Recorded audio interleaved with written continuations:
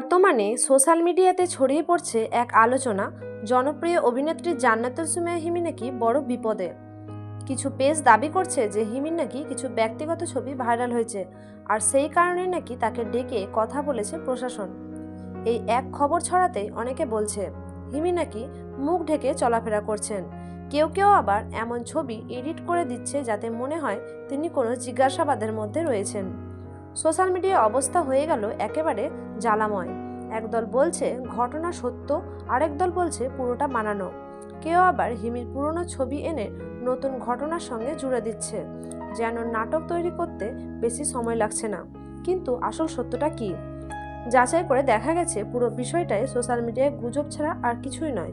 হিমির নামে ছড়িয়ে পড়া যে ছবিগুলো দেখা যাচ্ছে সেগুলো কোনোটাই তার সঙ্গে সম্পর্কিত নয়। এডিট করা ছবি আর ভুয়া পোস্টের কারণেই এমন বিভ্রান্তি তৈরি হয়েছে। হিমি নিজেও জানিয়েছেন তার কোনো ধরনের সমস্যার পড়ার খবর সত্যি নয়, এগুলো শুধুই ভুল খবর। শেষ পর্যন্ত আবার প্রমাণ হলো সোশ্যাল মিডিয়ায় চোখের সামনে যা দেখেন সবটাই সত্য নয়।